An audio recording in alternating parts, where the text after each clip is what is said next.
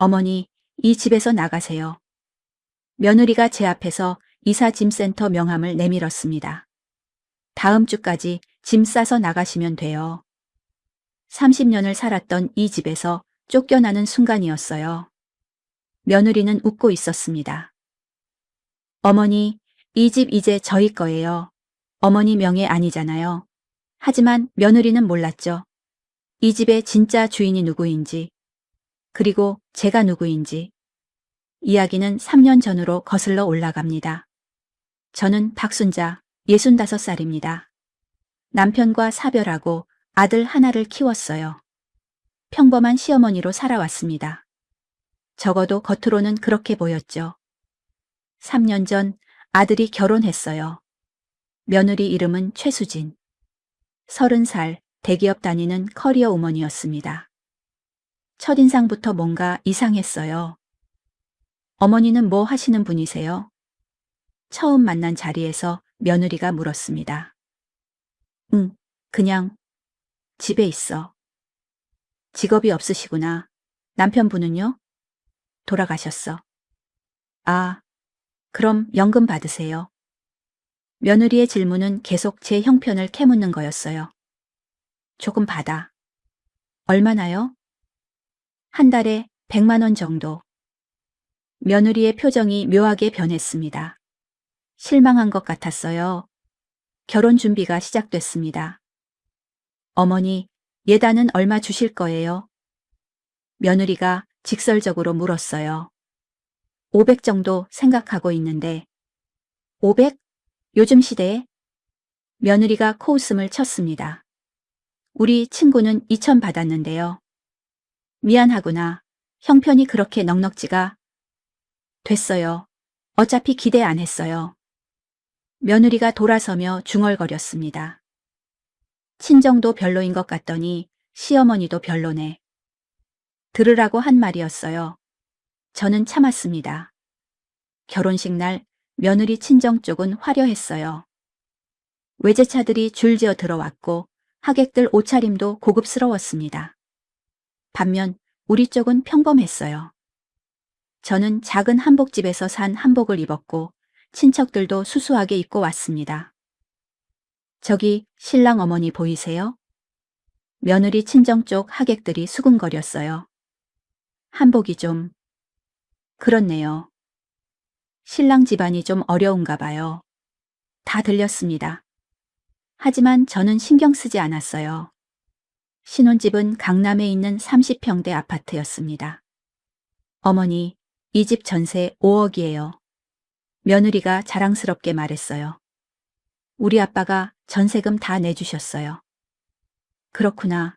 좋은 집이네. 네. 우리 집안은 딸 하나라서 아낌없이 지원해 주시거든요. 며느리가 저를 쳐다봤습니다. 어머니는 지원해 주실 거 없으시죠? 미안하구나. 괜찮아요. 기대 안 했으니까. 며느리의 말투는 차가웠어요. 결혼 후 석 달이 지났습니다. 며느리가 저를 집으로 초대했어요. 어머니, 한번 오세요. 집들이 겸해서. 저는 과일 바구니를 들고 며느리 집에 갔습니다. 문을 열고 들어가는 순간 며느리의 표정이 굳었어요. 어머니, 왜 마트 과일을 사오세요? 응? 우리 엄마는 백화점에서만 사오시는데. 이런 거 받으면 좀 그래요. 며느리가 과일 바구니를 받지도 않고 현관에 내려놓았습니다. 그리고 신발 벗으실 때 조심하세요. 현관 대리석 이탈리아산이거든요. 알았어. 거실에 들어가자 며느리가 소파를 가리켰어요. 여기 앉으세요. 근데 조심해서 앉으세요. 명품 소파라서. 그래. 저는 조심스럽게 앉았습니다. 며느리가 물 한 잔을 건넸어요. 차는 안 드릴게요. 저희 커피 머신 100만 원짜리라서 함부로 못 써요. 물로 괜찮아. 그리고 어머니, 다음에 오실 때는 미리 연락 주세요. 우리 바쁘거든요. 며느리는 1시간 내내 자기 집 자랑만 했습니다. 가구가 얼마, 가전제품이 얼마, 그릇이 얼마, 모든 걸 가격으로 설명했어요. 우리 집 인테리어만 3천 들어갔어요. 어머니 집은 인테리어 안 하시죠? 오래 살아서. 역시. 보니까 좀 낡으시더라고요. 며느리가 웃었습니다. 저는 집으로 돌아왔어요. 저녁에 아들한테 전화가 왔습니다. 엄마, 오늘 수진이가 그러는데 마트 과일사 오셨다며? 응. 엄마, 다음부턴 좀 신경 써주세요. 수진이 체면도 있고. 알았어. 그리고 엄마, 자주 오시면 수진이가 부담스러워해요. 그래? 1년에 명절 때나 생일 때만 오세요. 그게 나을 것 같아. 아들의 말에 가슴이 무너졌습니다. 알았어. 전화를 끊고 저는 빈집을 둘러봤어요. 30년을 혼자 살아온 이 집. 낡았지만 제게는 소중한 집이었습니다. 명절이 다가왔어요. 며느리에게서 전화가 왔습니다. 어머니, 명절에 저희 친정 갈 거예요. 그래? 우리 부모님이 강하게 부르셔서요. 어머니는 혼자 지내세요. 알았어. 그리고 명절 선물은 안 드릴게요. 어차피 어머니 혼자시고 쓸 데도 없으시잖아요. 며느리는 그렇게 전화를 끊었습니다. 저는 명절을 혼자 보냈어요. 아들에게 전화했지만 받지 않았습니다. 나중에 문자가 왔어요. 엄마, 지금 바빠. 나중에 연락할게. 하지만 연락은 오지 않았습니다. 1년이 지났습니다. 며느리의 태도는 점점 더 나빠졌어요. 어머니, 저희 애 낳으면 육아 도와주실 거죠? 어느 날 며느리가 물었습니다. 그럼 도와줘야지. 그럼 지금부터 준비하세요. 산후조리원 비용도 어머니가 내셔야 하고. 얼마나 하는데? 요즘 좋은 데는 1,000만 원이요. 어머니, 돈 있으세요? 그 정도는 없구나. 며느리가 혀를 찼어요. 역시. 그럼 육아만 해주세요. 공짜로. 알았어. 아, 그리고 어머니, 애 봐주실 때 저희 집에 오세요. 어머니 집은 낡아서 애 키우기 안 좋거든요. 그래. 매일 오셔야 해요. 애는 24시간 케어가 필요하니까. 며느리는 이미 다 계획하고 있었습니다. 저를 무료 육아 도우미로 쓸 계획을. 2년이 지났습니다. 며느리가 임신했어요. 어머니, 저 임신했어요. 축하한다. 그럼 어머니, 이제 저희 집 근처로 이사 오세요. 네? 애 봐주려면 가까이 있어야죠. 어머니 집 팔고 저희 근처 작은 원룸 구하세요. 내 집을 팔라고? 네. 어차피 어머니 혼자 사시는데 그렇게 큰 집 필요해요. 며느리가 당연하다는 듯이 말했습니다. 그리고 집 파신 돈으로 애 키우는데 보태세요. 요즘 애 키우는 거 돈 많이 들어요. 어머니, 손주 위해서는 그 정도 해주셔야죠. 며느리는 웃고 있었어요. 저는 그때 결심했습니다. 이제 그만 참아야겠다고. 3년이 지난 지금, 며느리는 드디어 본색을 드러냈습니다. 어머니, 이 집에서 나가세요. 며느리가 제 집에 찾아와서 말했어요. 애 태어나면 저희가 이 집에 살 거예요. 뭐? 어머니는 요양원 가시면 돼요. 제가 좋은데 알아봤어요. 며느리가 요양원 팸플릿을 내밀었습니다. 이 집은 이제 저희 거예요. 민수가 상속받기로 했거든요. 민수한테 물어봤어? 물론이죠. 남편도 찬성했어요. 며느리가 승리자처럼 웃었습니다. 어머니, 다음 주까지 짐 싸세요. 이사짐센터 제가 불러드릴게요. 그리고 며느리는 나가버렸어요. 저는 빈 거실에 앉아서 핸드폰을 꺼냈습니다. 전화번호부를 열었어요. 그리고 한 번호를 눌렀습니다. 여보세요. 법무법인 대한입니다. 저 박순자인데요. 건물 등기 확인 좀 해주세요. 네, 사장님. 어떤 건물요?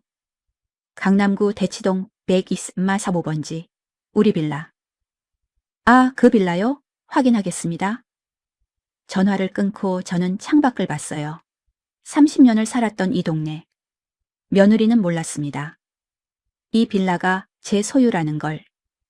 그리고 며느리가 사는 그 아파트도 제 소유라는 걸. 재미있는 일이 벌어질 것 같았어요. 며느리가 나간 후 저는 오래된 서류함을 열었습니다. 30년 전 서류들이 그대로 있었어요. 부동산 등기부등본, 건물 매매 계약서, 은행 통장. 모두 먼지를 뒤집어 쓴 채 조용히 누워 있었습니다. 저는 서류들을 하나씩 꺼내서 펼쳤어요. 첫 번째 서류. 강남구 대치동 102 스머스 5번지 5층 빌라 전체 소유주. 박순자. 제가 30년 동안 살아온 이 빌라. 총 10가구가 들어있는 5층 건물이었습니다. 현재 시세로 약 100억. 두 번째 서류. 강남구 대치동 56789번지 오피스텔 소유주. 박순자 20층짜리 오피스텔 건물 전체. 현재 시세 약 100억 50억. 세 번째 서류. 강남구 삼성동 이익관 45 6번지 아파트 소유주. 박순자 며느리가 사는 그 아파트였습니다. 30평형 한 채가 아니었어요. 그 아파트 단지 전체. 총 200가구. 현재 시세 약 500억. 저는 서류를 덮었습니다. 남편이 살아계실 때 일이었어요. 남편은 작은 부동산 중개업소를 운영했습니다. 하지만 그건 겉모습일 뿐이었죠. 남편의 진짜 일은 부동산 투자였어요. 1990년대 초반, 강남이 개발되기 전에 남편은 땅을 샀습니다. 당시에는 아무도 관심 없던 땅.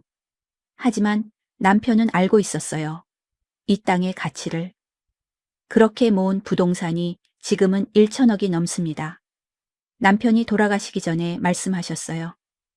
여보, 이 서류들 잘 보관해. 왜? 우리 아들한테는 아직 알리지 마. 왜요? 아들이 철이 들 때까지 기다려. 그리고 남편이 제 손을 잡았습니다. 며느리 잘 봐. 며느리가 어떤 사람인지 확인하고 나서 알려줘. 알았어요. 만약 며느리가 당신을 무시하고 돈만 밝힌다면. 남편이 웃었어요. 그땐 제대로 혼내줘. 그게 남편의 마지막 말씀이었습니다. 그리고 3년이 지난 지금 며느리는 완벽하게 본색을 드러냈어요. 저는 핸드폰을 들고 변호사에게 전화했습니다. 사장님, 확인했습니다. 대치동 빌라 등기 이상 없습니다. 그럼 삼성동 아파트는? 그것도 이상 없습니다. 모두 사장님 단독 명의로 되어 있습니다. 좋아. 그럼 이제 계약 하나 준비해줘. 무슨 계약이요? 삼성동 아파트 매각 계약. 변호사가 잠시 침묵했어요. 사장님, 그 아파트를 파신다고요? 응. 하지만 그 아파트에 따님 내외가 살고 계시잖아요. 알아. 그래서 파는 거야. 변호사가 한숨을 쉬었습니다. 알겠습니다. 준비하겠습니다. 전화를 끊고 저는 아들에게 전화했어요. 엄마, 왜? 아들의 목소리가 귀찮다는 투였습니다. 민수야, 엄마 집에 좀 올래? 바빠. 무슨 일인데? 중요한 얘기가 있어. 그냥 전화로 해. 민수야, 제발. 제 목소리가 떨렸어요. 아들이 한숨을 쉬었습니다. 알았어. 저녁에 갈게. 저녁 7시. 아들이 왔습니다. 며느리는 안 데려왔어요. 엄마, 뭐 그렇게 급해? 아들이 짜증스러운 표정으로 물었습니다. 민수야, 앉아. 서서 들을게. 빨리 말해. 저는 아들을 보면서 가슴이 아팠어요. 언제부터 이렇게 변한 걸까? 민수야, 수진이가 엄마한테 집에서 나가래. 응? 뭐? 엄마를 요양원 보내고 이 집에서 살겠대. 아들이 잠시 당황한 표정을 지었어요. 그게, 엄마, 그건 너도 찬성했다며? 엄마, 오해야. 나는 그냥 뭐? 저는 아들을 똑바로 쳐다봤어요. 수진이가 그렇게 하자고 해서 그냥 듣기만 했어. 듣기만? 응, 나도 반대했어.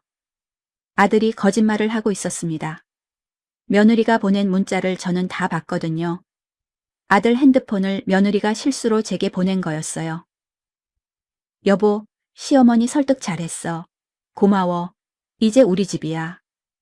아들이 답장한 내용도 봤습니다. 응, 엄마는 요양원 가시는 게 나아. 혼자 계시기 힘드시잖아. 저는 조용히 핸드폰을 꺼냈어요. 민수야, 이거 봐. 뭐?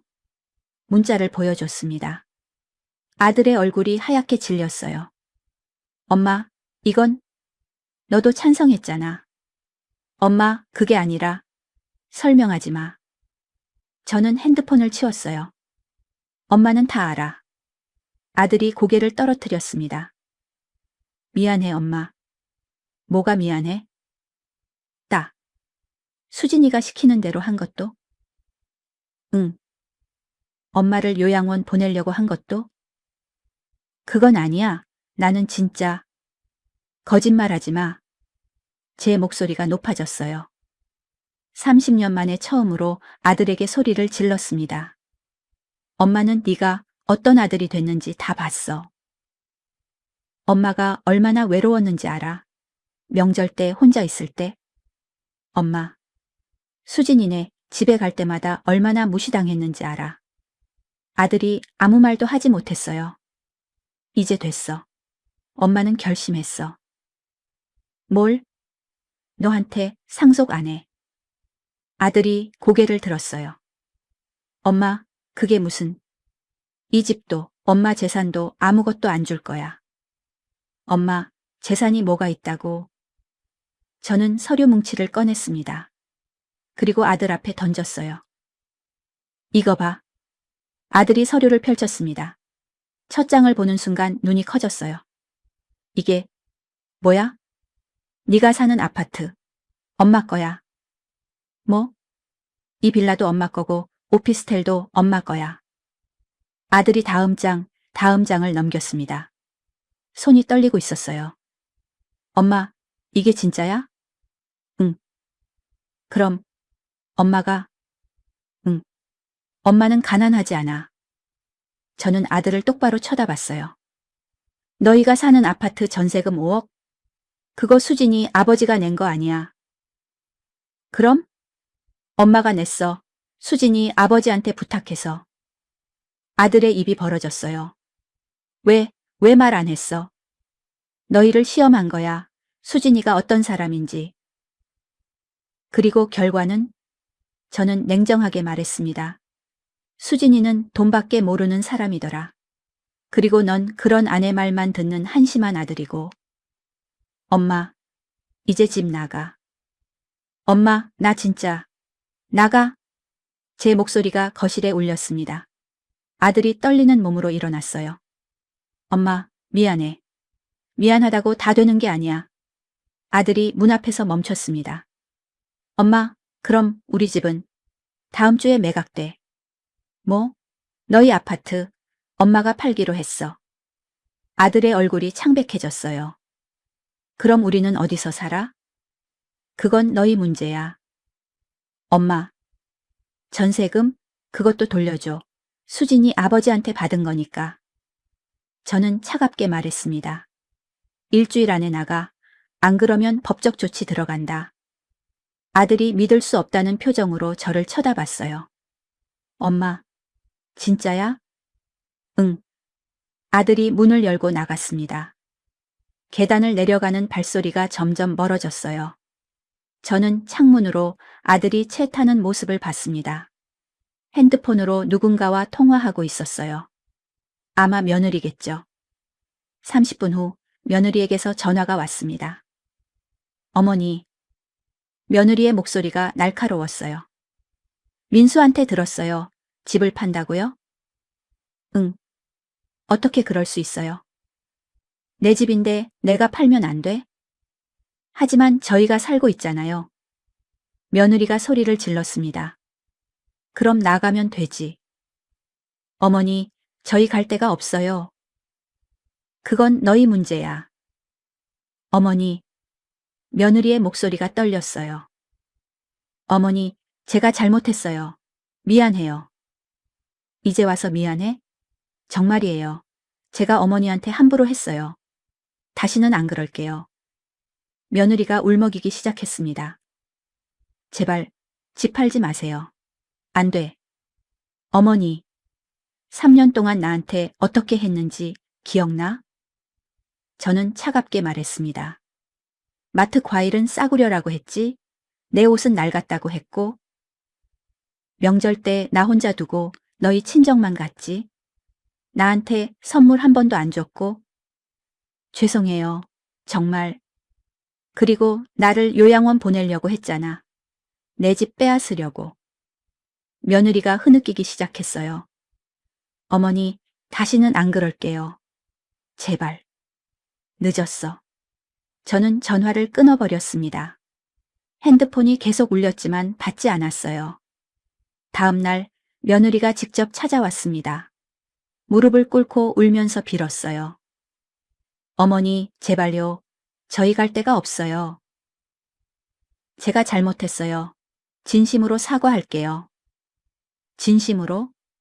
저는 며느리를 내려다 봤어요. 3년 동안 나를 무시한 게 진심이었잖아. 어머니, 이제 와서 사과한다고 용서될 것 같아? 며느리가 바닥에 엎드렸습니다. 어머니, 제발, 제발. 하지만 저는 흔들리지 않았어요. 일주일 안에 나가. 이게 마지막 경고야. 며느리가 고개를 들었어요. 눈물 범벅인 얼굴이었지만 저는 동정심이 들지 않았습니다. 나가. 며느리가 떨리는 몸으로 일어났어요. 그리고 문 앞에서 돌아봤습니다. 어머니, 정말 이러실 거예요? 응. 며느리의 표정이 변했어요. 눈물이 멈추고 눈빛이 차가워졌습니다. 좋아요. 그럼 저도 가만히 안 있을 거예요. 뭐? 어머니, 후회하실 거예요. 며느리가 문을 박차고 나갔습니다. 저는 그 모습을 보면서 생각했어요. 이제 진짜 전쟁이 시작되는구나. 며느리가 나간 후 저는 변호사에게 전화했습니다. 김 변호사님, 상황이 좀 급해졌어요. 무슨 일이신가요, 사장님? 며느리가 뭔가 꾸미고 있는 것 같아요. 김 변호사는 제가 30년 동안 믿고 일해온 사람이었습니다. 예상했던 일입니다. 며느님이 순순히 물러날 뿐은 아니죠. 그래서 말인데 빨리 진행해 주세요. 아파트 매각. 알겠습니다. 최대한 서두르겠습니다. 전화를 끊고 일주일이 지났습니다. 그동안 아들과 며느리에게서 하루에 수십 통씩 전화가 왔어요. 하지만 저는 받지 않았습니다. 일주일 후 드디어 움직일 때가 왔어요. 아침 10시 며느리 아파트로 향했습니다. 김 변호사와 법원 집행관, 그리고 이사짐센터 직원들과 함께였어요. 초인종을 눌렀습니다. 누구세요? 며느리의 목소리가 들렸어요. 나야, 수진아. 문이 열렸습니다. 며느리가 놀란 표정으로 저를 쳐다봤어요. 뒤에 선 사람들을 보더니 얼굴이 하얗게 질렸습니다. 어머니, 이게 무슨, 들어가도 되겠니? 저는 며느리를 지나쳐 안으로 들어갔어요. 거실에는 아들도 있었습니다. 엄마, 아들이 일어났어요. 엄마, 정말 이러실 거야? 그럼. 김 변호사가 서류를 꺼냈습니다. 이민수 씨, 최수진 씨. 이 아파트는 박순자님의 소유입니다. 그리고 어제 정식으로 매각 계약이 완료되었습니다. 며느리가 비명을 질렀어요. 안 돼요. 저희가 여기 살고 있다고요. 전세 계약서 있으신가요? 김 변호사가 차분하게 물었습니다. 그게 며느리가 말을 잃었어요. 전세 계약서가 없었거든요. 사실 전세금도 며느리 친정에서 낸 게 아니었으니까요. 계약서가 없으시면 불법 점유입니다. 불법 점유? 며느리가 믿을 수 없다는 표정을 지었어요. 저희가 3년 동안 살았는데요. 그것도 박순자님의 선의였습니다. 이제 그 선의가 끝났고요. 김 변호사가 법원 집행관에게 고개를 끄덕였어요. 명도 집행 시작하겠습니다. 이사짐센터 직원들이 들어오기 시작했습니다. 잠깐만요. 며느리가 소리쳤어요. 저희 짐은 어디로 보내는 건데요? 그건 제가 알 바 아닙니다. 김 변호사가 냉정하게 말했어요. 지금부터 1시간 드리겠습니다. 귀중품만 챙기세요. 1시간? 며느리의 목소리가 떨렸어요. 그 시간 안에 어떻게? 1시간 후에도 안 나가시면 강제로 집행합니다. 아들이 제게 다가왔어요. 엄마, 제발, 우리 아기도 있어. 아기? 저는 며느리를 쳐다봤습니다. 며느리의 배가 불러 있었어요. 임신 7개월쯤 되어 보였습니다. 임신했구나. 네. 그래서 어머니, 제발. 며느리가 울먹였어요. 아기 때문에라도 제발요. 하지만 저는 마음이 흔들리지 않았습니다. 그럼 더 빨리 나가야겠네. 애한테 안 좋잖아. 어머니, 며느리가 소리쳤어요. 어떻게 이럴 수가 있어요. 손주인데. 손주?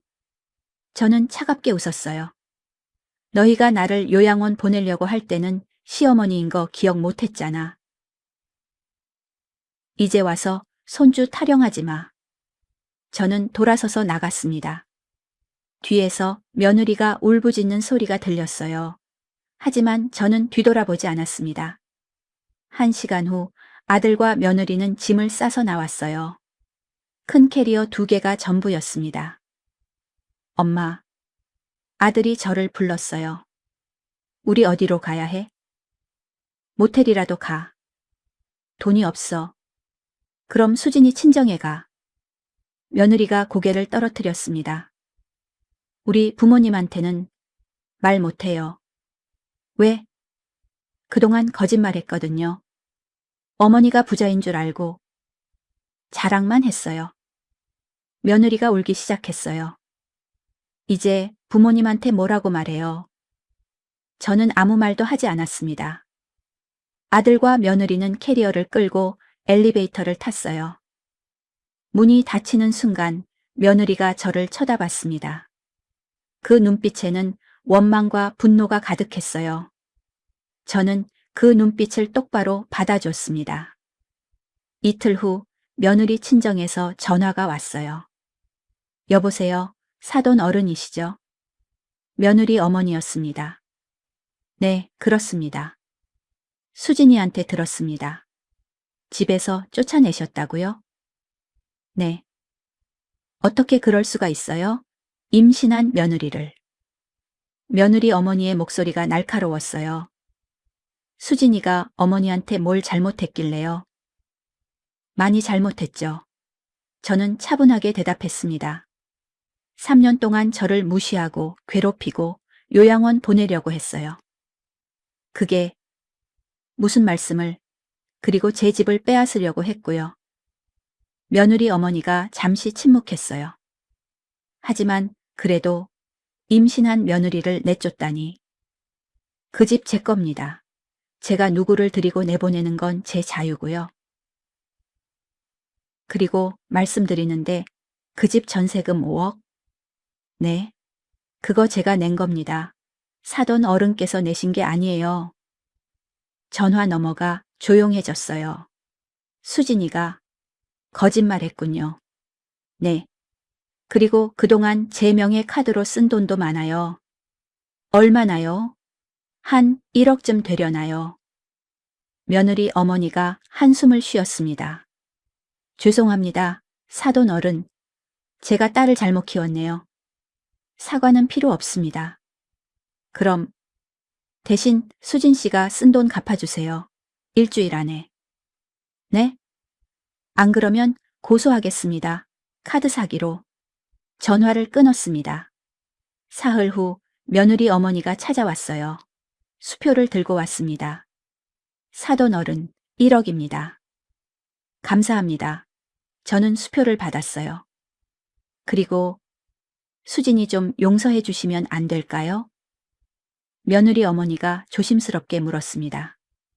애가 지금 임신 중이라 스트레스 받으면 안 됩니다. 저는 단호하게 말했어요. 수진 씨는 저한테 용서받을 자격이 없어요. 하지만, 그리고 한 가지 더 말씀드리죠. 저는 며느리 어머니를 똑바로 쳐다봤습니다. 민수하고 수진 씨 이혼하는 게 좋을 것 같습니다. 뭐라고요? 제 아들도 잘못이 큽니다.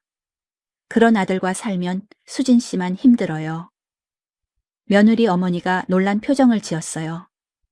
사돈 어른이 직접 이혼하라고 하시다니. 네. 서로를 위해서 그게 낫습니다. 며느리 어머니는 아무 말도 하지 못하고 돌아갔어요. 일주일이 더 지났습니다. 아들에게서 전화가 왔어요. 엄마. 뭐? 수진이가 이혼하자고 해. 아들의 목소리가 떨렸어요. 그래? 엄마 때문이야. 내 때문? 엄마가 우리를 이렇게 만들었잖아. 아들이 울먹이기 시작했습니다. 엄마가 집을 안 빼앗았으면 우리 이렇게 안 됐어. 저는 한숨을 쉬었어요. 민수야. 뭐? 너는 아직도 모르는구나. 뭘?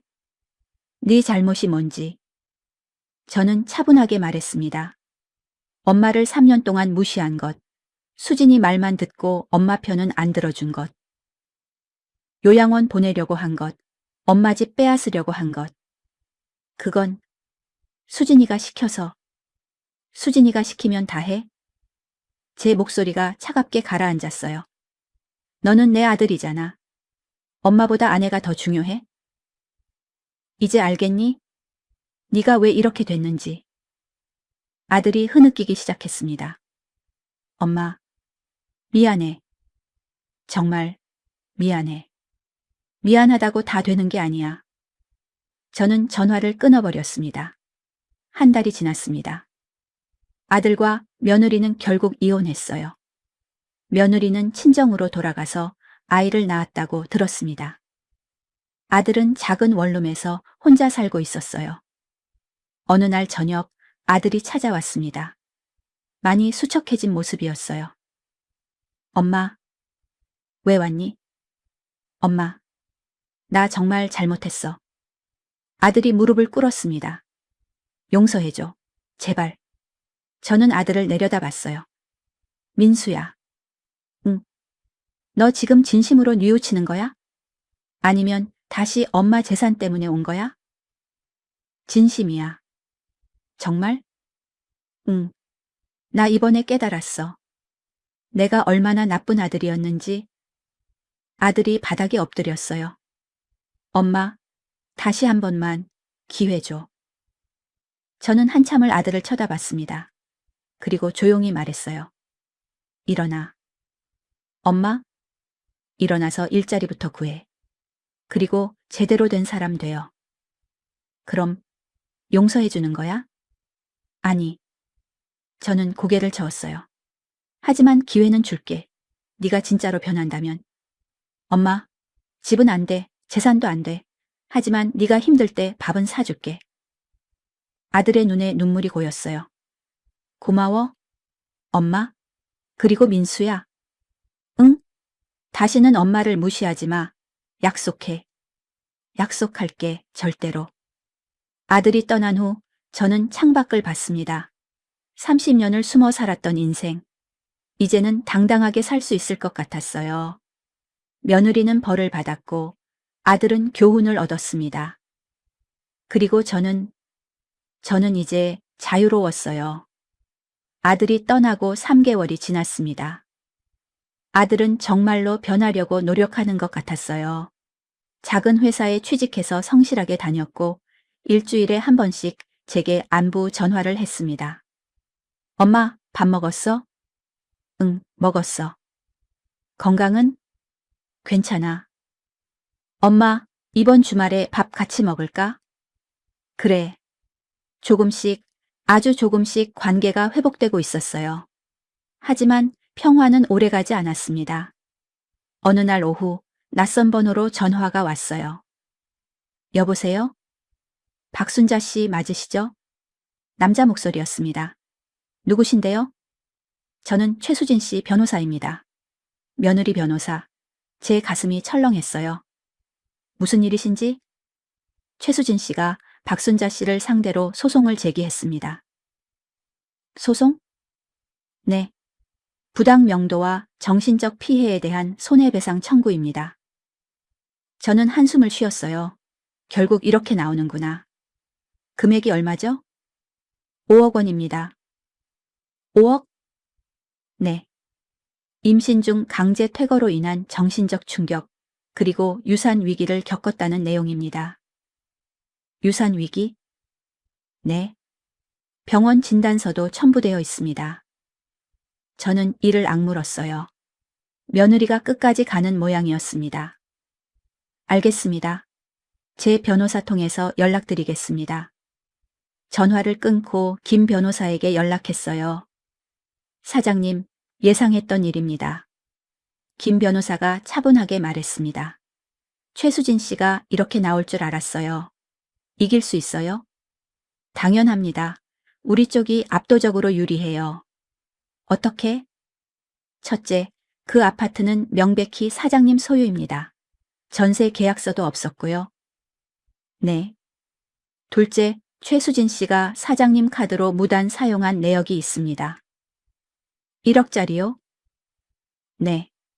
그건 이미 돌려받으셨지만 당시 무단 사용이었다는 증거가 됩니다. 김 변호사가 계속 설명했어요. 셋째, 최수진 씨가 사장님을 요양원에 보내려 했다는 증거도 있습니다. 문자 말하는 거죠? 네. 그리고 녹음 파일도 있고요. 저는 안도의 한숨을 쉬었습니다. 그럼 걱정 안 해도 되겠네요. 네. 오히려 우리가 역고소할 수도 있습니다. 역고소요? 네.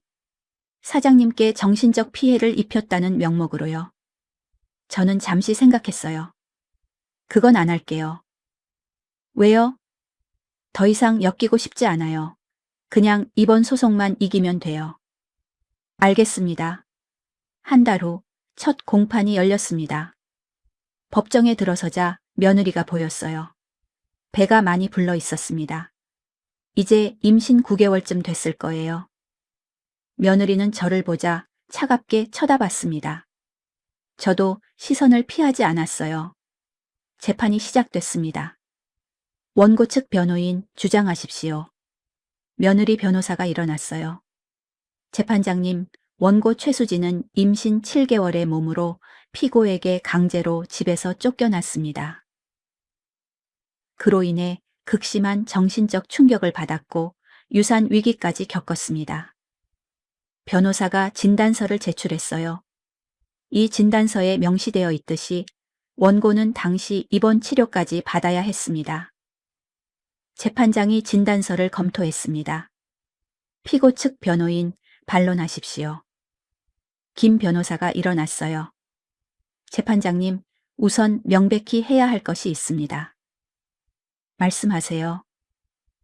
해당 아파트는 피고 박순자 씨의 소유입니다. 등기부등본을 제출합니다. 김 변호사가 서류를 제출했어요. 그리고 원고는 전세 계약서 없이 해당 아파트에 거주했습니다. 이는 피고의 선의로 허락된 것이었으나 원고가 피고를 요양원에 보내고 해당 아파트를 강제로 점유하려 했다는 증거가 있습니다.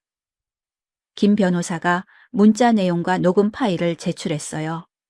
재판장이 내용을 확인했습니다. 며느리의 얼굴이 점점 창백해졌어요. 또한 원고는 피고의 카드를 무단으로 사용해 약 1억 원을 사용했습니다. 변명의 여지가 없군요. 재판장이 며느리를 쳐다봤어요. 원고 측 이에 대해 해명하시겠습니까? 며느리 변호사가 당황한 표정이었습니다. 재판장님, 그것은 원고가 피고를 정말로 요양원에 보내려 했다는 증거가 명백합니다. 재판장의 목소리가 차가웠어요.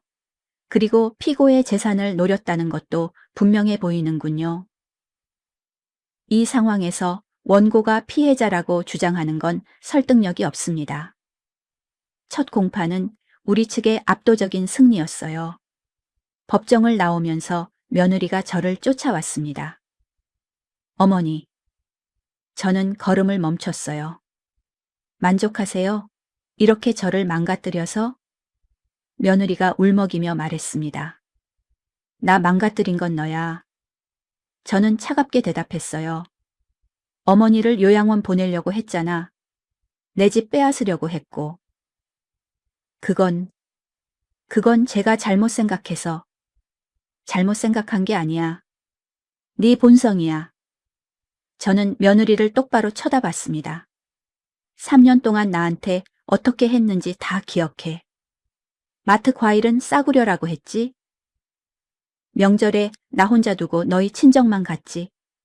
나한테 선물 한 번도 안 줬고. 며느리가 고개를 떨어뜨렸어요. 그리고 내 앞에서 모든 걸 가격으로 자랑했지. 얼마짜리 소파, 얼마짜리 커피 머신. 죄송해요. 이제 와서 죄송하다고? 저는 돌아섰습니다. 다음 공판에서 보자.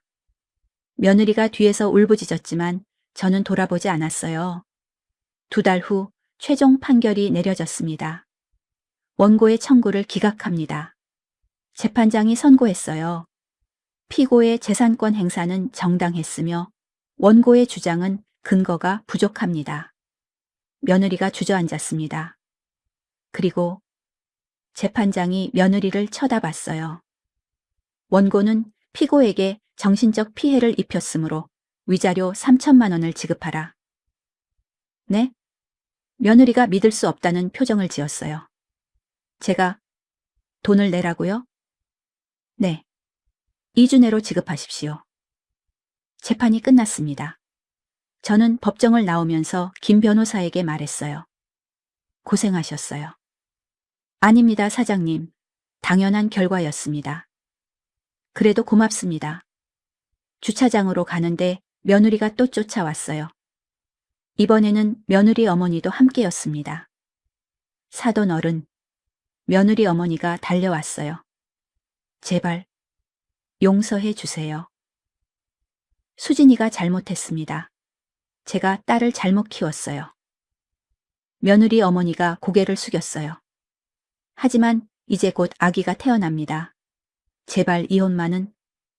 이혼은 이미 했는데요. 아닙니다. 아직 서류 제출 전입니다. 며느리 어머니가 제 손을 잡았어요. 제발 민수 씨한테 얘기해서 이혼 취소하게 해주세요. 저는 며느리 어머니의 손을 뿌리쳤습니다. 그건 제가 할 일이 아닙니다. 사돈 어른, 민수와 수진이 결정할 일이에요. 저는 차에 탔어요. 그리고 말씀드리는데 위자료 2주 안에 내세요. 안 그러면 강제 집행 들어갑니다. 차를 출발시켰습니다. 백미러로 며느리와 며느리 어머니가 주저앉아 우는 모습이 보였어요. 하지만 저는 동정심이 들지 않았습니다. 집으로 돌아오는 길에 아들에게서 전화가 왔어요. 엄마, 재판 어떻게 됐어? 이겼어. 그렇구나. 아들의 목소리가 복잡했어요. 수진이 장모님이 나한테 전화했어. 이혼 취소하라고. 엄마 생각은 어때? 내 생각? 저는 잠시 생각했습니다. 민수야, 그건 네가 결정할 일이야. 하지만 한 가지만 말해줄게. 뭔데? 수진이는 안 변해. 지금 불쌍한 척하는 것뿐이야. 아들이 한숨을 쉬었어요. 나도 알아. 그래서 이혼하기로 한 거야. 잘 생각했어. 엄마, 나 잘하고 있지? 응, 잘하고 있어. 전화를 끊고 저는 집에 도착했습니다. 30년을 살았던 이 빌라. 이제는 정말 제 것처럼 느껴졌어요. 현관문을 열고 들어가는데 우편함에 편지가 하나 있었습니다. 발신인은 며느리였어요. 편지를 뜯어봤습니다. 어머니, 저는 정말 잘못했습니다. 용서해 주세요. 아기만 생각해서라도 제발. 저는 편지를 반으로 찢었어요. 그리고 쓰레기통에 버렸습니다. 용서는 없었어요. 며느리는 3년 동안 저를 무시하고 괴롭혔습니다. 그 대가를 치러야 했어요. 창문을 열고 밖을 봤습니다. 저녁 해가 지고 있었어요. 아름다운 노을이었습니다. 저는 처음으로 마음이 편안해졌어요. 싸움은 끝났습니다. 그리고 저는 이겼어요. 재판이 끝나고 평화로운 나날이 이어졌습니다. 아들은 계속 성실하게 일했고 일주일에 한 번씩 저와 식사를 했어요. 관계가 조금씩 회복되고 있었습니다. 하지만 3개월 후 예상치 못한 일이 벌어졌어요. 새벽 2시 전화벨이 울렸습니다. 여보세요? 어머니, 저예요. 며느리 목소리였어요. 왜 전화했어? 저, 애 낳았어요. 그래? 딸이에요. 건강하게 태어났어요. 며느리의 목소리가 떨렸습니다. 그럼 됐네. 끊을게. 어머니, 잠깐만요. 며느리가 급하게 말했어요. 뭐? 애 얼굴 보고 싶지 않으세요? 아니. 하지만 어머니 손주인데. 나한테는 손주 없어. 저는 차갑게 말했습니다. 어머니, 다시는 전화하지 마. 전화를 끊었습니다. 하지만 마음 한편이 불편했어요. 아무리 며느리가 미워도 아기는 죄가 없잖아요. 며칠 후 아들이 찾아왔습니다. 엄마, 수진이가 애 낳았어. 알아. 전화 받았어. 애 보러 갈 거야? 아들이 조심스럽게 물었습니다. 아니. 엄마. 민수야, 너는 가고 싶어? 아들이 고개를 끄덕였어요. 응, 내 딸이잖아. 그럼 가. 엄마도 같이. 난 안 가. 저는 단호하게 말했어요. 아들이 한숨을 쉬었습니다. 알았어. 나 혼자 갈게. 아들이 돌아간 후 저는 혼자 앉아 있었어요. 손주, 30년을 기다렸던 손주였는데. 하지만 며느리 생각을 하니 발길이 떨어지지 않았습니다. 일주일이 지났어요. 아들이 또 찾아왔습니다. 이번에는 사진을 들고 왔어요. 엄마, 애 사진이야. 사진 속에는 작은 아기가 자고 있었습니다. 통통한 볼에 작은 손. 순간 제 가슴이 뭉클해졌어요. 이름은 뭐래? 민서래. 이민서. 이쁜 이름이네. 그치? 애가 진짜 이뻐, 엄마. 아들의 눈이 반짝였어요. 한 번만 보러 가. 응? 저는 사진을 오래 쳐다봤습니다. 그리고 한숨을 쉬었어요. 알았어. 한 번만. 다음 날 아들과 함께 병원에 갔습니다. 산후조리원이었어요. 고급스러운 곳이었습니다. 수진이 부모님이 비용 다 대주셨대. 아들이 설명했어요. 방 앞에 도착했습니다. 문을 열고 들어가니 며느리가 침대에 누워 있었어요. 많이 수척해진 모습이었습니다. 며느리가 저를 보자 놀란 표정을 지었어요. 어머니, 와주셔서 감사합니다. 며느리가 고개를 숙였어요. 저는 아무 말도 하지 않았습니다. 옆 침대에 작은 아기가 자고 있었어요. 사진에서 본 것보다 더 작고 연약해 보였습니다. 저는 아기를 내려다봤어요. 작은 손이 움직였습니다. 그리고 아기가 눈을 떴어요. 까만 눈동자가 저를 쳐다봤습니다. 순간 제 마음이 녹아내렸어요. 안아봐도 돼? 네, 어머니. 며느리가 조심스럽게 아기를 건넸습니다. 저는 아기를 품에 안았어요. 30년을 기다렸던 순간이었습니다. 아기가 제 품에서 작게 웃었어요. 눈물이 났습니다. 어머니, 며느리가 조심스럽게 불렀어요. 정말 죄송합니다. 3년 동안 어머니한테 너무 심하게 했어요. 며느리의 목소리가 떨렸습니다. 애 낳고 나니까 어머니 마음을 조금 알 것 같아요. 이 아이를 위해서라면 뭐든지 할 것 같아요. 그런데 저는 며느리가 울기 시작했어요. 저는 어머니를 요양원에 보내려고 했어요. 정말 죄송합니다. 저는 아기를 내려다봤습니다. 작고 연약한 생명. 그리고 며느리를 쳐다봤어요. 수진아. 네? 나는 널 용서 못해. 며느리의 얼굴이 굳었습니다. 3년 동안 나한테 한 짓 잊을 수가 없어. 죄송합니다. 하지만 저는 아기를 쳐다봤어요. 이 아이는 죄가 없지. 며느리가 고개를 들었어요. 어머니, 이 아이 때문에 널 봐주는 거야. 알겠어? 감사합니다. 하지만 착각하지 마. 나는 여전히 너를 며느리로 안 봐. 저는 차갑게 말했습니다. 며느리가 고개를 숙였어요. 저는 아기를 며느리에게 돌려줬습니다. 민수야, 가자. 응, 엄마. 방을 나오는데 며느리가 뒤에서 말했어요. 어머니, 다시 한번 기회를 주시면 안 될까요? 저는 걸음을 멈췄습니다. 기회? 네. 제가 정말 잘못했어요. 다시는 그러지 않을게요. 민서를 위해서라도 저희 다시 가족이 될 수 없을까요? 저는 뒤돌아봤어요. 며느리가 눈물을 흘리고 있었습니다. 안 돼. 어머니, 넌 변하지 않아. 지금은 힘들어서 그러는 것뿐이야. 아닙니다. 조금 있으면 또 예전으로 돌아갈 거야. 나는 알아. 저는 돌아서 나갔습니다. 복도에서 아들이 말했어요. 엄마, 너무 한 거 아니야? 뭐가? 수진이 진심으로 반성하는 것 같은데? 민수야. 저는 아들을 쳐다봤어요. 수진이는 3년 동안 나한테 어떻게 했어? 그 모든 걸 며칠 만에 용서하라고? 하지만 애도 있고, 애는 애고, 수진이는 수진이야. 저는 단호하게 말했습니다. 나는 민서를 사랑할 거야. 하지만 수진이는 아니야. 아들이 한숨을 쉬었어요. 한 달이 지났습니다. 며느리에게서 계속 연락이 왔어요. 문자, 전화, 편지 모두 무시했습니다.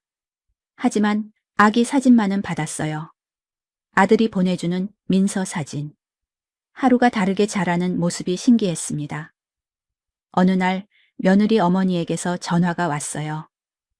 사돈 어른, 제발 한 번만 만나주시면 안 될까요? 무슨 일이신데요? 수진이가 산후우울증이 심해요. 며느리 어머니의 목소리가 떨렸습니다. 애도 제대로 돌보지 못하고 계속 울기만 해요. 어머니 용서를 못 받아서 그래요. 제발 한 번만.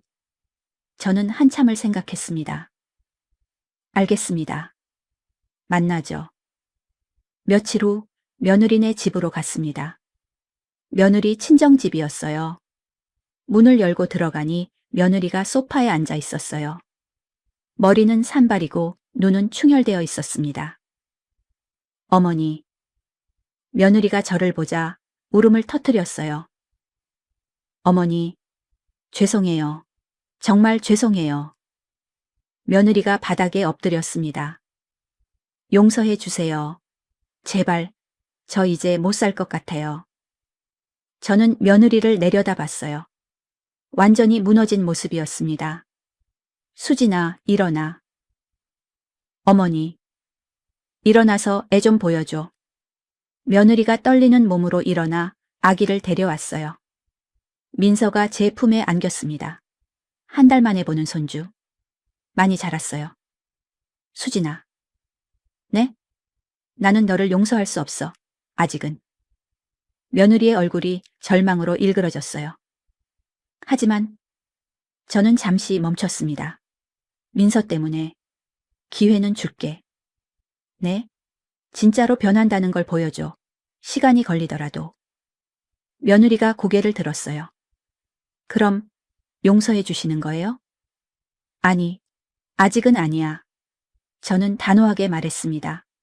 하지만 네가 정말로 변한다면 그때 생각해 볼게. 어머니, 며느리가 제 손을 잡았어요. 감사합니다. 정말 감사합니다. 착각하지 마. 이건 너 때문이 아니야. 저는 민서를 쳐다봤어요. 이 아이 때문이야.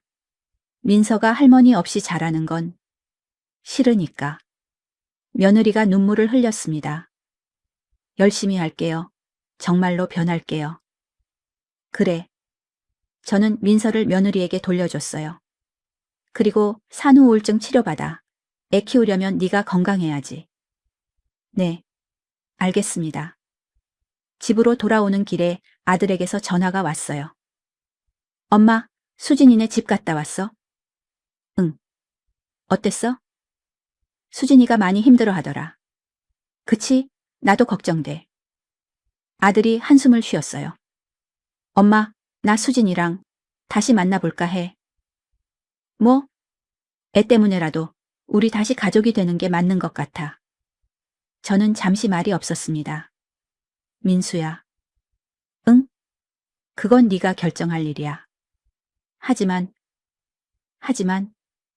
수진이가 정말로 변했는지 확인하고 결정해. 알았어, 엄마. 전화를 끊고 저는 창밖을 봤습니다. 복잡한 심정이었어요. 며느리를 용서하고 싶지 않았습니다. 하지만 민서 때문에, 그리고 아들 때문에.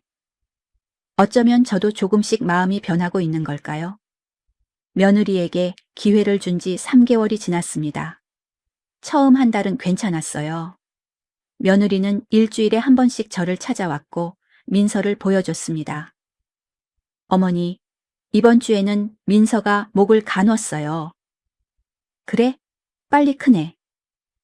네, 의사 선생님도 건강하다고 하셨어요.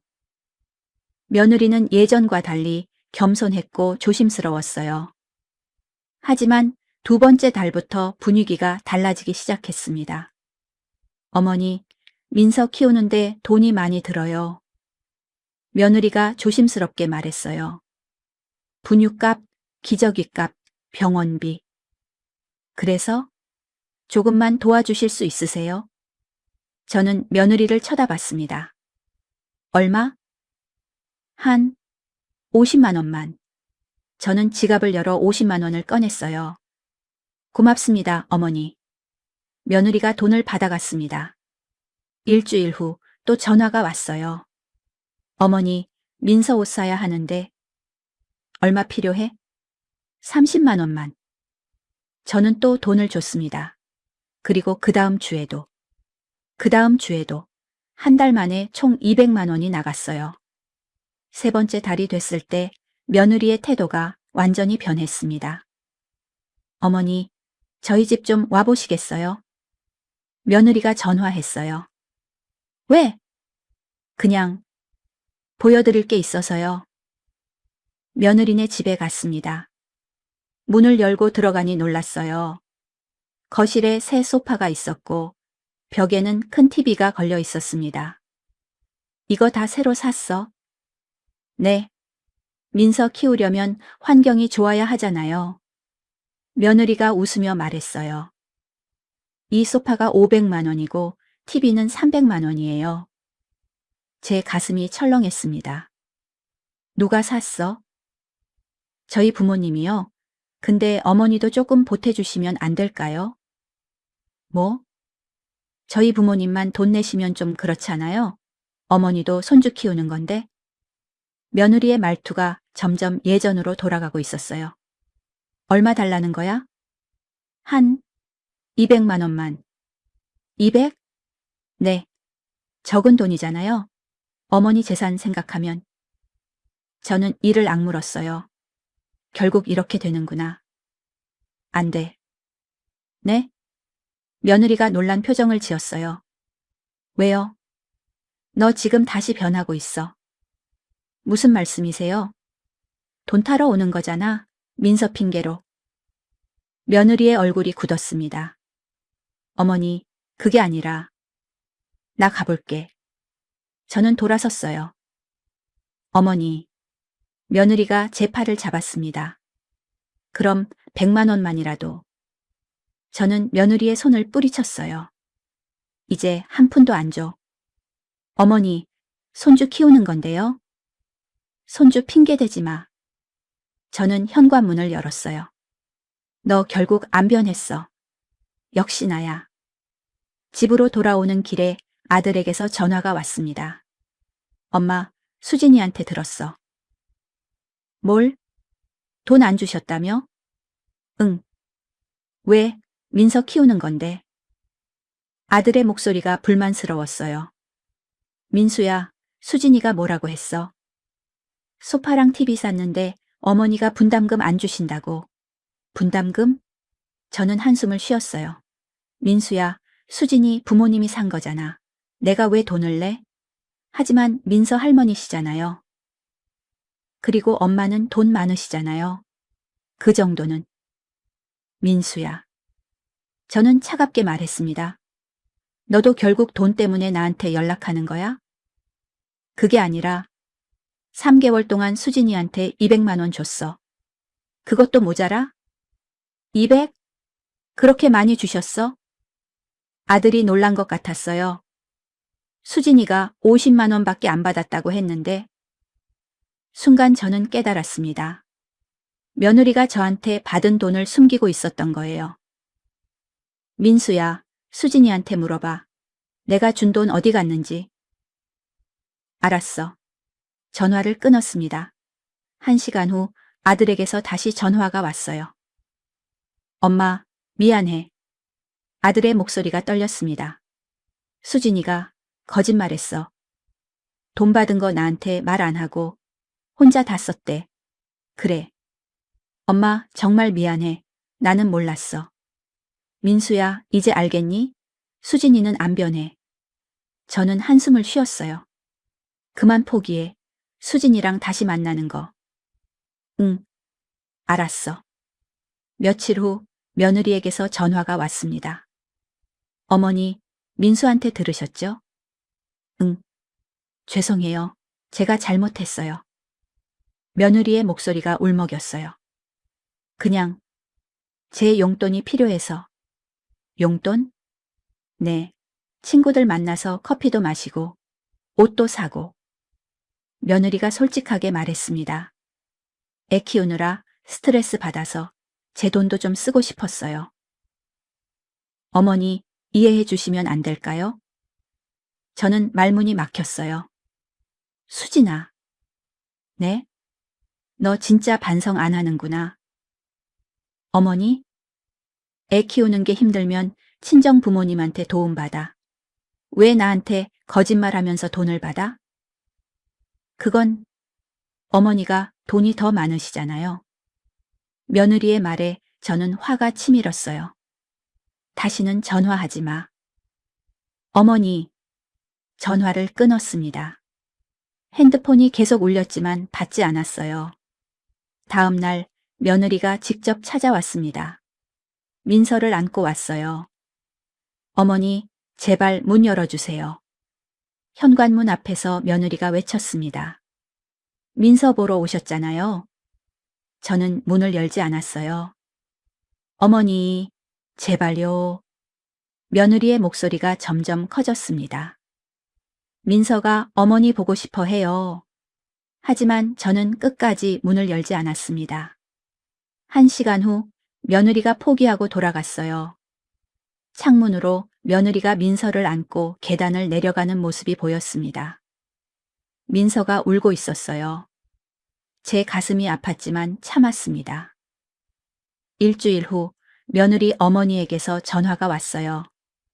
사돈 어른, 수진이가 또 잘못했다고 들었습니다. 네. 정말 죄송합니다. 제가 딸을 잘못 키웠어요. 며느리 어머니의 목소리가 지쳐 있었습니다. 하지만 사돈 어른, 민서는 죄가 없잖아요. 민서가 할머니 없이 자라는 건 너무 안타깝지 않으세요? 며느리 어머니의 말에 저는 가슴이 찢어지는 것 같았어요. 민서는 만나고 싶어요. 그럼 수진이 없이 민서만 데리고 오세요. 네?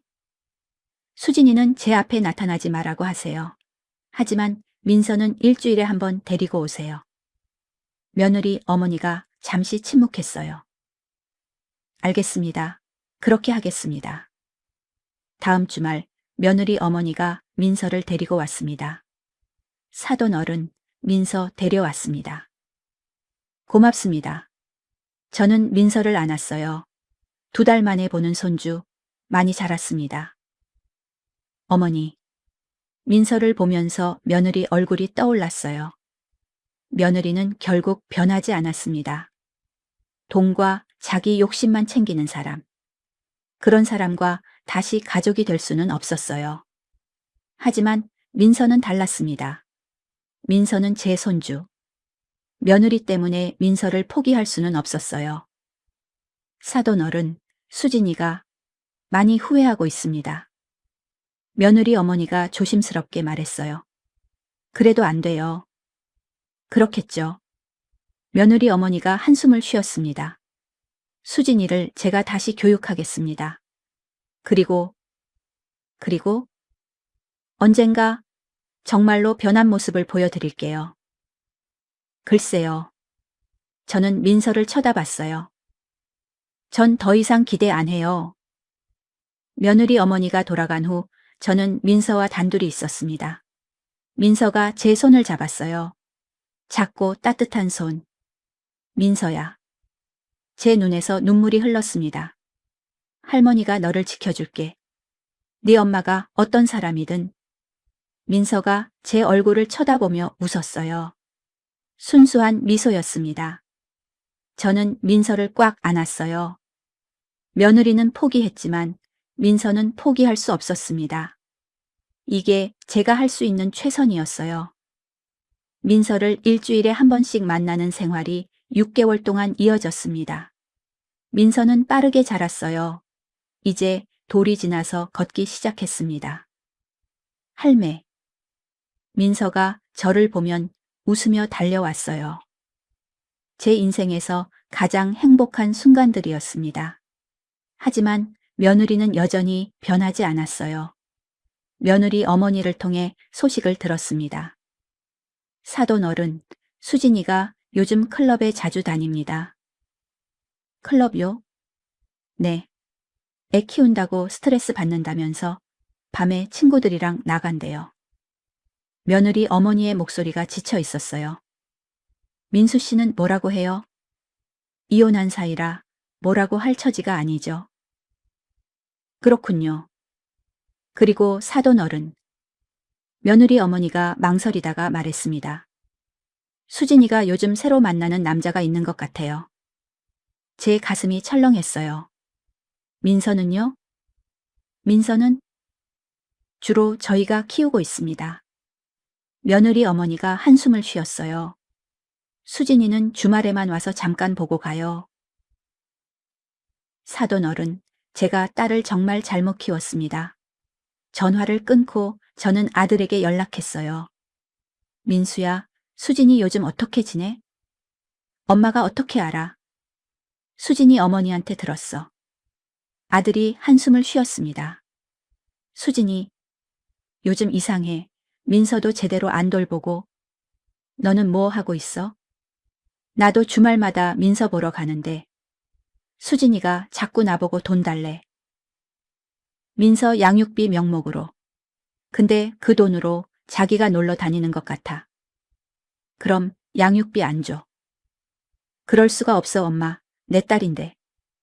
아들의 목소리가 답답했어요. 엄마, 어떡하지? 민서를 데려와. 네? 민서를 데려와서 네가 키워. 제가 말했습니다. 수진이한테 맡겨놓으면 민서가 제대로 못 자라. 하지만 엄마, 나는 혼자인데 어떡해. 엄마가 도와줄게. 정말? 응, 민서를 위해서라면. 다음 주말 아들과 함께 며느리네 집으로 갔습니다. 양육권 조정을 위해서였어요. 며느리 부모님도 계셨습니다. 수진아. 제가 며느리를 불렀어요. 며느리는 화장을 진하게 하고 짧은 치마를 입고 있었습니다. 예전의 모습과는 완전히 달랐어요. 왜요? 며느리의 말투도 건방졌습니다. 민서 양육권을 민수한테 넘겨. 네? 며느리가 코웃음을 쳤어요. 왜 제가 그래야 하는데요? 넌 민서를 제대로 돌보지 않잖아. 제가 어떻게 안 돌봐요? 주말에만 잠깐 보고 평소에는 내 부모님이 키우잖아. 며느리가 팔짱을 꼈습니다. 그게 어때서요? 저도 제 인생이 있어요. 내 인생? 네. 저 아직 젊어요. 클럽도 가고 남자친구도 만나고 싶어요. 며느리가 당당하게 말했어요. 며느리 어머니가 딸을 나무랐습니다. 수진아, 지금 무슨 소리 하는 거야? 엄마는 왜요? 전 솔직하게 말하는 거예요. 며느리가 저를 쳐다봤어요. 어머니, 솔직히 말할게요. 전 엄마 되기 싫었어요. 민수랑 결혼한 것도 후회해요. 어머니 때문에 이혼까지 했고. 며느리의 눈빛이 차갑게 식어 있었습니다. 그래서 민서 키우기 싫어요. 민수가 키우고 싶으면 가져가세요. 순간 거실이 조용해졌습니다. 며느리 아버지가 벌떡 일어났어요. 수진아, 네가 지금 무슨 말을 하는 거야? 사실을 말하는 거예요, 아빠. 며느리가 어깨를 으쓱했어요. 전 이제 제 인생 살 거예요. 민서는 가져가세요. 며느리 어머니가 울기 시작했습니다. 수진아, 그래도 내 딸인데. 엄마가 키우고 싶으면 엄마가 키우세요. 전 싫어요. 며느리가 가방을 들었어요. 전 나갈게요. 친구들이 기다려요. 수진아. 며느리 아버지가 소리쳤지만 며느리는 문을 박차고 나갔습니다. 거실에 남은 사람들은 모두 충격에 빠져 있었어요. 며느리 어머니가 저에게 고개를 숙였습니다. 사돈 어른, 정말 죄송합니다. 제가 딸을 이렇게 키웠습니다. 정말 죄송합니다. 며느리 어머니가 바닥에 엎드려 울었어요. 저는 복잡한 심정이었습니다. 화가 나면서도 동시에 허탈했어요. 민서는 어디 있어요? 방에서 자고 있습니다. 며느리 어머니가 떨리는 목소리로 대답했어요. 저는 방으로 갔습니다. 민서가 작은 침대에서 자고 있었어요. 평화로운 얼굴, 아무것도 모르는 순수한 표정. 민서야. 저는 민서를 조심스럽게 안아 올렸습니다. 민서가 눈을 떴어요. 할매. 응, 할머니야. 집 가? 응, 할머니 집 가자. 민서를 안고 거실로 나왔어요. 며느리 부모님이 저를 쳐다봤습니다. 민서는 제가 데려갈게요. 감사합니다, 사돈 어른. 며느리 아버지가 고개를 숙였어요. 저희가 수진이를 제대로 교육하지 못했습니다. 이제 와서 그게 무슨 소용이에요? 저는 차갑게 말했습니다. 수진 씨는 이미 돌이킬 수 없을 만큼 망가졌어요. 민서는 제가 키우겠습니다. 수진 씨한테는 면접권도 주지 않을 거예요. 며느리 어머니가 고개를 들었어요. 사돈 어른, 그래도 수진이는 민서 엄마인데 엄마 자격이 없어요. 저는 단호하게 말했습니다. 자기 딸을 키우기 싫다고 하는 사람이 무슨 엄마예요? 며느리 부모님은 아무 말도 하지 못했습니다. 저는 민서를 안고 집으로 돌아왔어요. 아들도 함께 왔습니다. 엄마, 고마워. 뭐가? 민서 키워주셔서. 아들이 제 손을 잡았어요. 나 혼자서는 못 키울 것 같았어. 걱정 마. 엄마가 도와줄게. 엄마. 응? 미안해. 그리고 고마워. 아들이 눈물을 흘렸어요. 내가 수진이 잘못 봤어. 그래서 이렇게 됐어. 이제 알았으면 됐어. 저는 아들의 어깨를 토닥였습니다. 앞으로 잘하면 돼. 일주일 후 양육권 조정법원 심리가 있었습니다. 며느리는 나타나지도 않았어요. 변호사만 보냈습니다.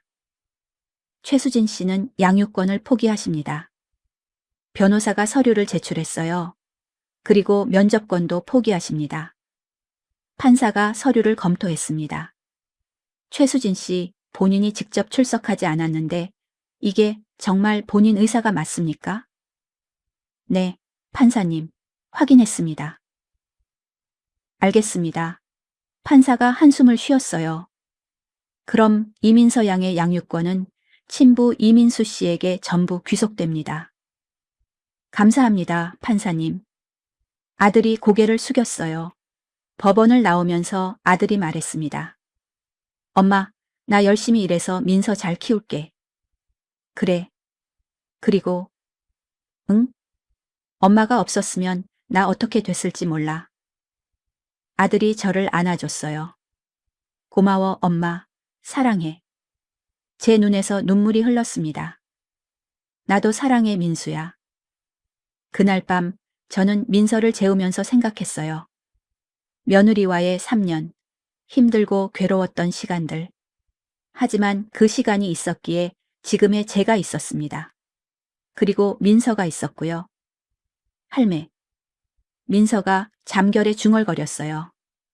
응, 할머니 여기 있어. 사랑해. 민서의 작은 목소리에 제 가슴이 따뜻해졌습니다. 할머니도 사랑해, 민서야. 창밖으로 달이 떠 있었어요. 밝고 평화로운 밤이었습니다. 며느리는 제 곁을 떠났지만 민서는 남았습니다. 그리고 아들도 다시 돌아왔어요. 힘든 싸움이었지만 결국 저는 이겼습니다. 제가 지켜야 할 것들을 지켰어요. 2년이 흘렀습니다. 민서는 이제 3살이 되었어요. 밝고 건강하게 자라고 있었습니다. 할매, 유치원 가. 민서가 아침마다 저를 깨웠어요. 그래, 우리 민서 씻자. 아들은 회사를 열심히 다니면서 주말에는 민서와 시간을 보냈습니다. 저는 평일에 민서를 돌봤어요. 힘들었지만 행복했습니다. 어느 날 오후 낯선 번호로 전화가 왔어요. 여보세요? 어머니. 며느리 목소리였습니다. 2년 만이었어요. 왜 전화했어? 어머니, 민서 좀 보고 싶어서요.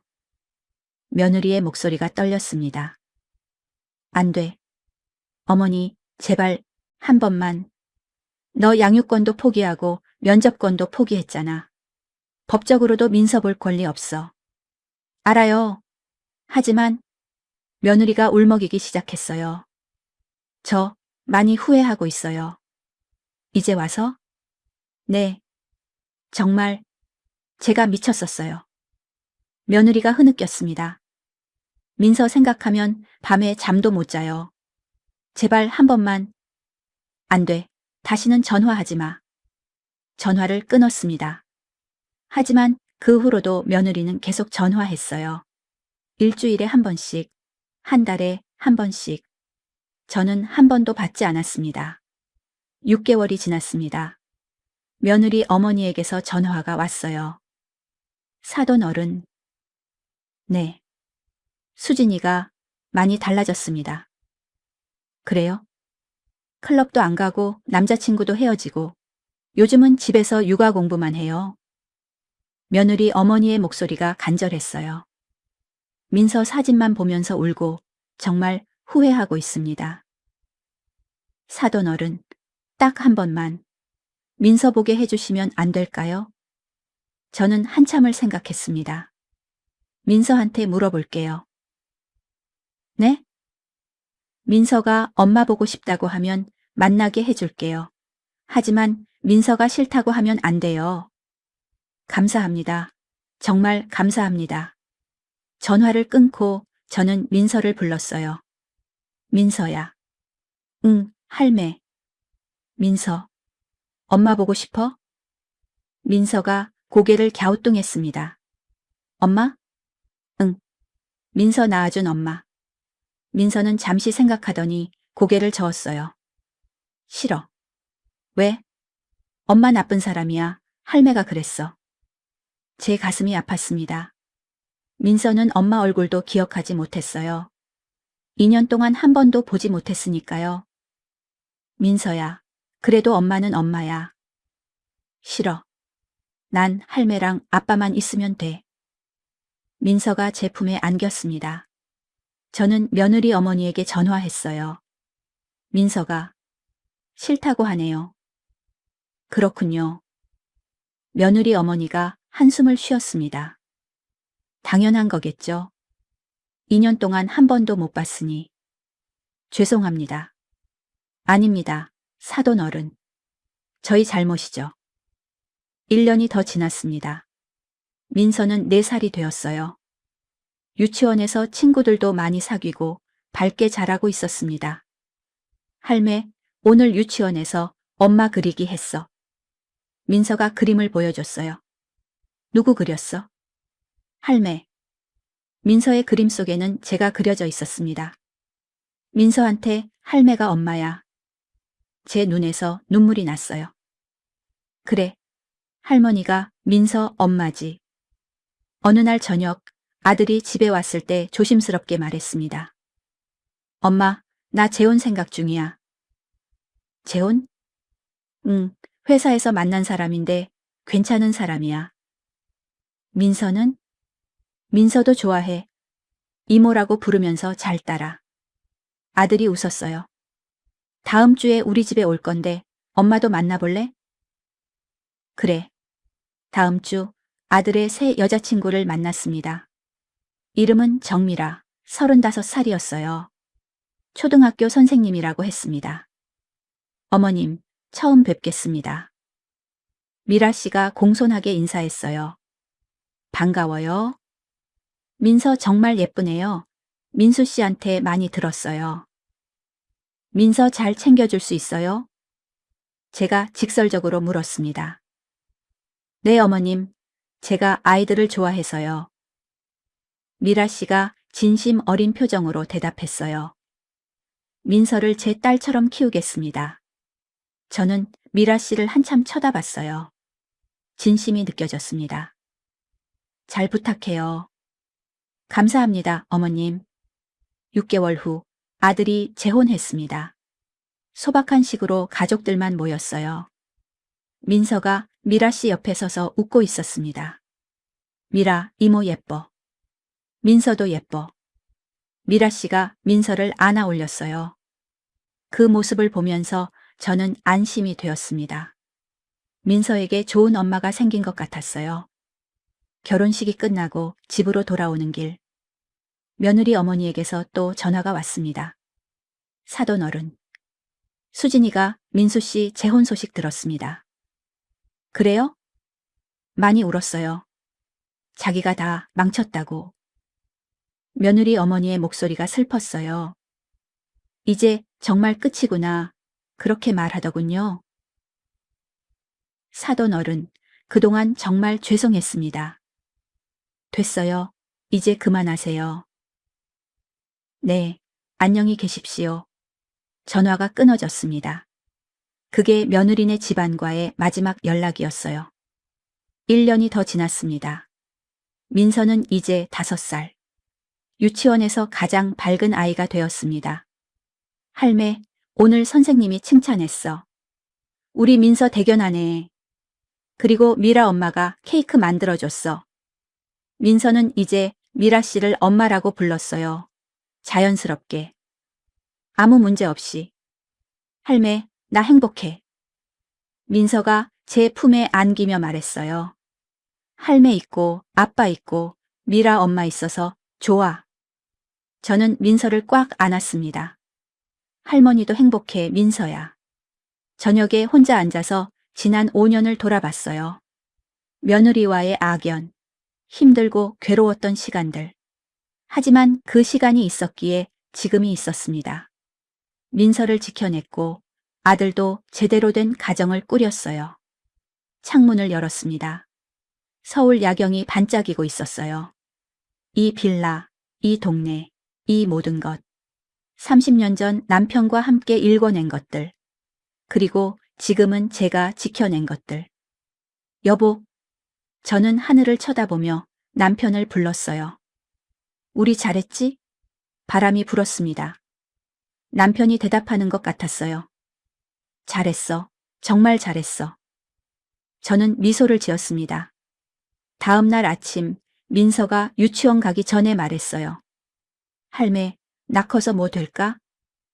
민서는 뭐가 되고 싶은데? 할매처럼 강한 사람. 민서가 웃었어요. 할매는 세상에서 제일 강해. 제 눈에서 눈물이 났습니다. 그래.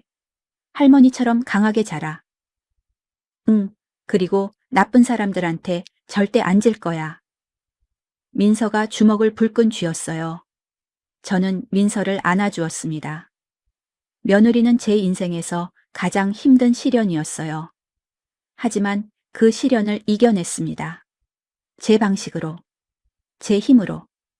그리고 지금 저는 행복했어요. 민서와 함께, 아들과 함께, 새 며느리와 함께. 진짜 가족을 만들었습니다. 창밖으로 햇살이 비쳤어요. 따뜻하고 밝은 아침이었습니다.